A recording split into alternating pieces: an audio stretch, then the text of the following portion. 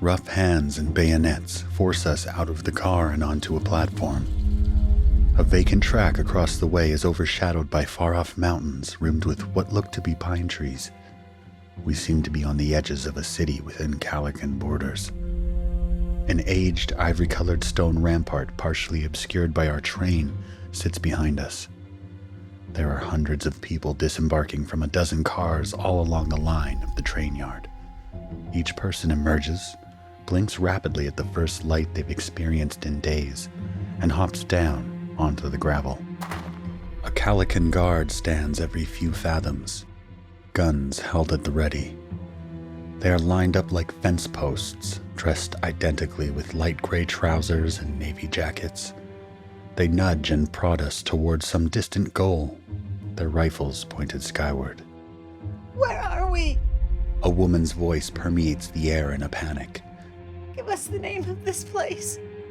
There's no time to even listen for a response before we are swallowed by a throng of thousands packed together so tightly that I feel a constant pressure in my chest. I am propelled from every side toward the front of the train, and yet more unfortunate souls join our retinue with each moment. Every time we pass a new cattle car, I'm reminded of a kicked anthill with an endless stream of ants pouring out to join the procession. I grab Emily's and Sarah's hands. We are temporarily relieved of some pressure when an old man in front of us trips and is trampled. The sounds and confusion are loud enough that his screams can't be heard. What must Emily be feeling? With only 4 senses to draw from, is the horror of this experience somehow lessened? Does she even understand what's happening? I peek toward her and immediately realize my folly. She's terrified. Tears stream down her pallid face, and why wouldn't she be? She views the world from my hip. Everything must look larger to her. What I perceive as maybe 1,000 souls herded together, she perceives as millions. A pair of Kalykan soldiers, each with a snarling, snapping dog on a leash, approaches, and the throng parts. 2 lines. One of the dog-wielding soldiers says, Men to this side, women and children to this side. He delivers these lines unperturbed, as if he has recited them 100 different times. We will not let them separate us. Sarah hisses, then tightens her grip on my hand. I stare with incredulity as a man throws himself to the feet of the approaching soldiers, pleading, Please let my son come with me. He's just a child. My wife is gone. The way he suddenly falls to the ground frightens the dogs. With tails wagging and hackles raised, they snap at the man, who jerks back in response. Reining in his dogs, one of the soldiers glares at the man and reiterates the instruction. Men to this side, women and children to this side. I spy the top of a distant chimney puffing smoke behind our train, and upon further inspection notice the checkerboard pattern of buildings and streets. Where is this? Where have the Kalykans taken us? Nolan, are you listening to me? I'm in shock. My tongue feels fat in my dry mouth, and I choke on my words, unable to respond. A short distance ahead, there are a little over a dozen soldiers with repeating rifles who are flanked by a woman on horseback. She whittles away at a piece of wood, shaping it to look like a bird. The horsewoman is dressed differently than the soldiers. Her gray pants are tucked neatly into nearly knee-high riding boots, the shade of black butcher paper. Her white shirt is striking against the backdrop of despair. A flash of gentle purity, but a stark contrast to the night-black lavalier around her neck. But really, it's her grip that gives her a frightening look. She grasps her wooden project with licorice-colored gloves and furrows her brow in concentration. I wonder if the little piece of wood will snap in her hand. Behind the horsewoman, a mass of soldiers. I spy a crossroads where our fellow conscripts are divided. One path veers into the city, where all the women and the young are being marched. The other line continues forward, toward another train sitting parallel to ours. Men are being forced into it, and it's upon seeing this that fear prompts a hard question I've been trying to avoid. How am I going to keep my family together? Nolan, you aren't listening. My wife snaps, but I don't want to say anything until I know what to say, until I'm struck with a brilliant idea. It's going to come. It must. Something that will take my family and I to safety. A sudden pull at my left hand makes me realize my daughter wants me to let her go. I sternly shake my head no, but she uses her one free hand to attempt to communicate. It starts at her belly button and gestures upward and then outward. Separate. I realize that I am one of the only men standing in a line full of women and children. How is this even real? How can a place like this even exist? Families are being stripped from one another? Why hadn't anyone warned us? My legs are shaking. I'm shoved from behind and all I smell is a rancid odor coming from an angry voice. You're going to get us all killed, says a weathered-looking woman driven by the fury of the situation. But before I can respond, my wife holds up a finger to her and looks at me. You're not leaving us, Nolan. But the realization has always been there deep inside. From the moment they stuffed us in the train. This was always going to be our destination. Maybe she's right. I can't put you or Emily at risk. I feel my heart rendering as I say the words. They feel like a betrayal. Nolan, you're not leaving us. Do you understand me? You're not. This incites a rage within the woman behind us. if he doesn't leave. She says defiantly. I'm going to call the guard. Shut your mouth, you old hag. My wife is all too happy to meet this threat with rage of her own. And mind your own business. My daughter, with years of experience picking up on my wife's mannerisms, notices that something is amiss. Her eyes dart between her mother and me. I try to calm her by signing, "It's all right." It doesn't work. The haggard woman is on the cusp of yelling for the guard when an even louder voice at the head of the line takes precedence. "I won't let you take them." A man screams at a young-looking soldier. "You can't tear us apart. You'll have to shoot me, you bastard." Behind him stands what I assume to be his wife, who cradles a boy on the precipice of tears with his arms wrung tightly around his mother's chest. The woman slowly strokes the boy's chestnut hair, but I can't be sure who is comforting whom. The soldier responds to the man's harassment by menacingly raising his repeating rifle into a firing position. But this just antagonizes the distressed father, who in turn urges the procession of ragged bodies to attack the armed guards. "We can take them. We outnumber them," he shouts. "Let the world learn of Kalyko and how they treat those they conquer. They can't kill us all, come on!" The argument draws the attention of the dozen soldiers populating the area, and they set about raising their rifles to their shoulders. Some point them at the man causing the commotion, others point them at my family and me. Across the open area, the horsewoman hasn't even looked up from her carving. The crowd recoils, anticipating a shot, and there's a moment where I find myself caught between the dread of too many people. Those at the front of the line push backward to distance themselves from the troublemaker. Those at the back push forward, unaware of the violence that awaits them. The man at the center of the conflagration continues his desperate hollering. One of the soldiers, a lean man with sunken eyes, brings the muzzle of his rifle to touch the man's chest. The father's reaction is immediate. Using his straightened hand, the father swats the rifle away, and in the same motion grasps the barrel of the weapon. He pivots his left leg between the soldier's groin and kicks upward. The Kalykan falls to his knees and lets out a yelp as his weapon is removed. Not missing a beat, the man straddles the Kalykan and rains down aggressive blows with the butt of the rifle. Yet it isn't the sound of pummeling that catches my ear, but rather the subtle jingle of spurs behind us. I realize the horsewoman is absent from her horse. Seemingly appearing out of the shadows, she grabs the collar of the man and tosses him aside with ease. The motion is so sudden, fluid, and effortless that even the Kalykan soldiers flinch in response. It doesn't seem possible. She moves so quickly that not even her own men were aware of her presence until after she had disarmed the threat. The woman approaches the stunned prisoner, places a knee on his neck, and holds his right arm between her legs. A pathetic gurgle fills the air. Remove his weapon. She calmly commands the soldiers. More silence. Now. The stern word serves as a starting point for time to begin again, and the Kalykan soldiers rush to do as they're told. The young soldier, the original owner of the repeater, pushes himself off the ground, eyes dark with hatred. It looks like someone had rearranged his nose sideways. The Kalykan painfully looks about for his weapon, and finding it in the hands of a peer, snatches it away with a curse. He shuffles over to where the horsewoman has the father pinned to the ground, stumbling a few times, and aims his rifle at the man's exposed head.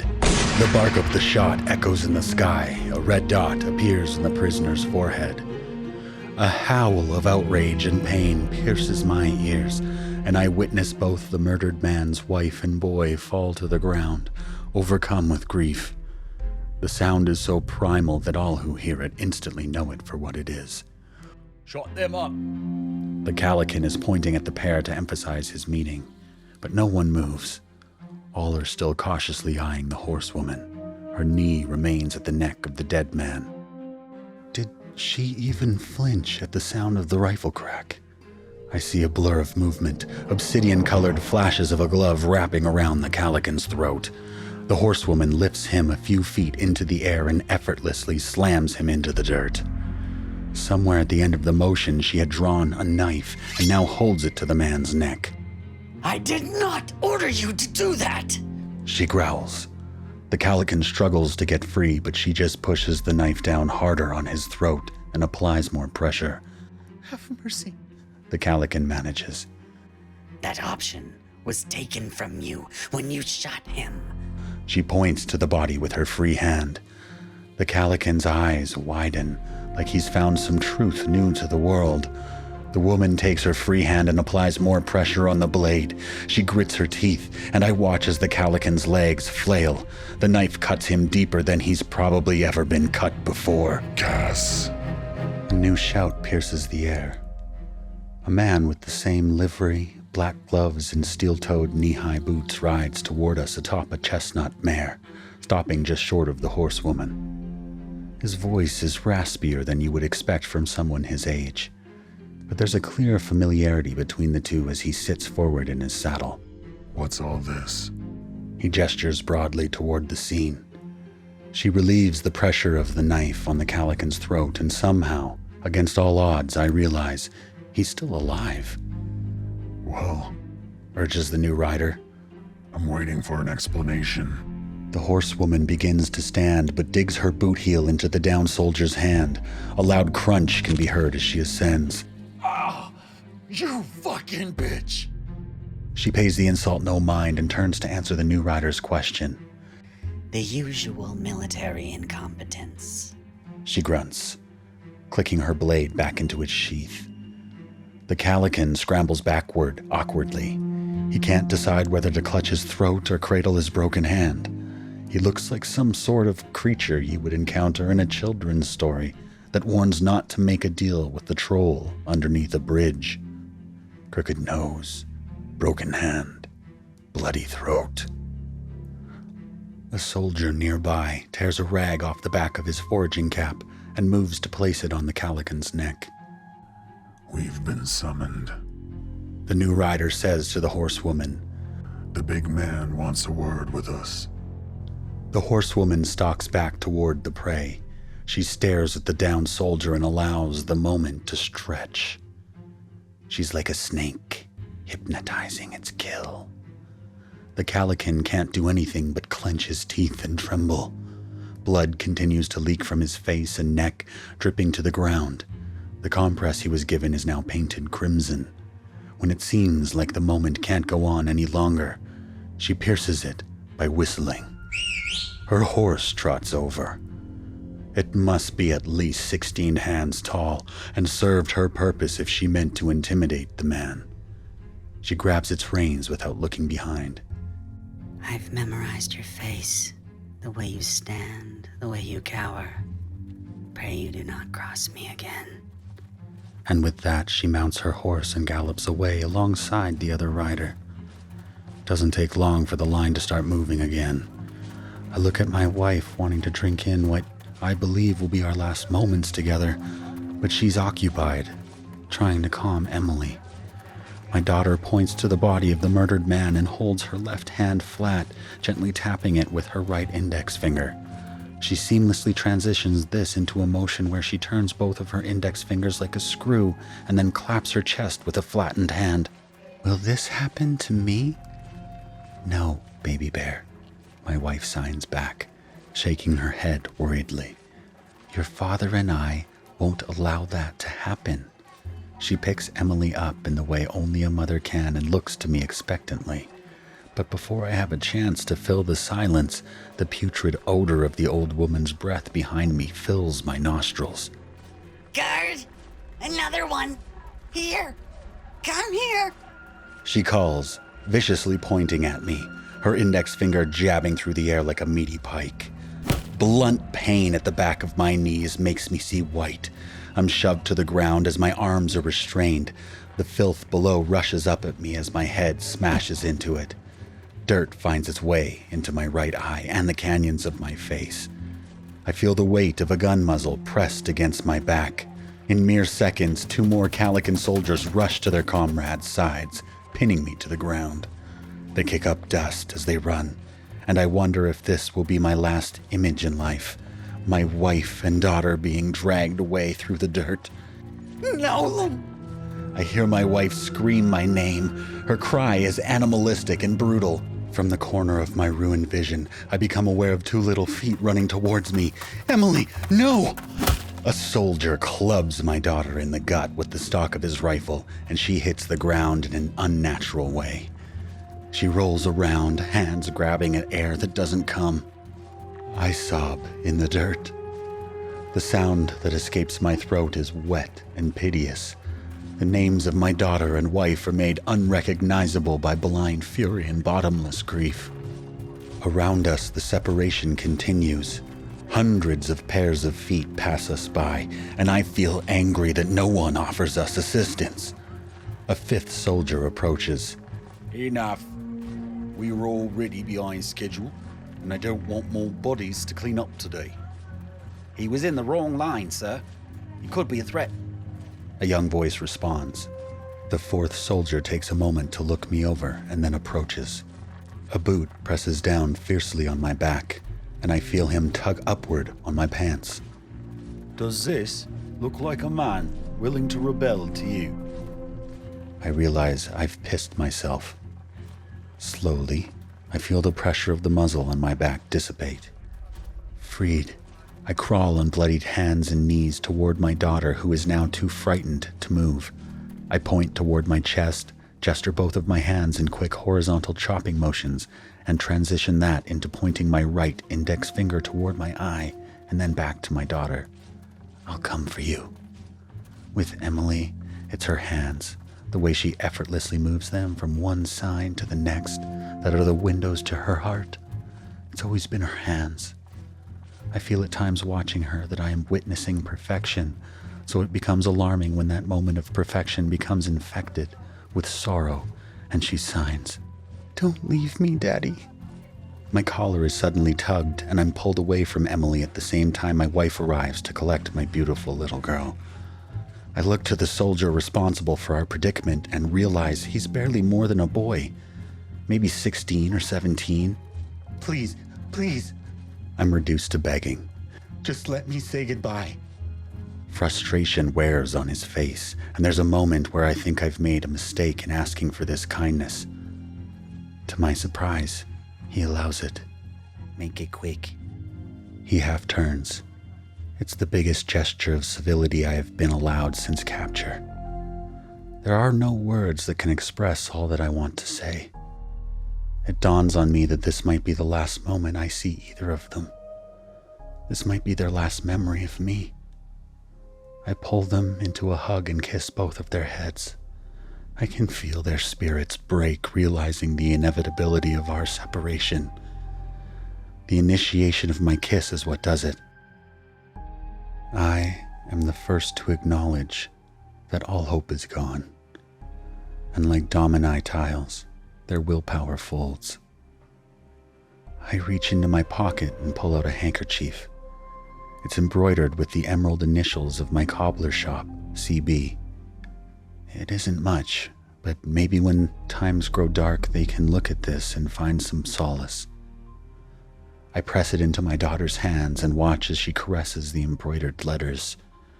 With my left thumb, I touch my forehead and bring it down to connect it with my right thumb. I point at myself. To help you find me again. I continue to sign so the Calican boy that watches me won't understand. I'm going to find you. I pour into both of their eyes, ensuring they see my conviction. No matter how long it takes, no matter where you are, I'll find you and I'll take you someplace safe. The young soldier has had enough and interrupts the moment by snatching the handkerchief out of my daughter's hands to inspect it.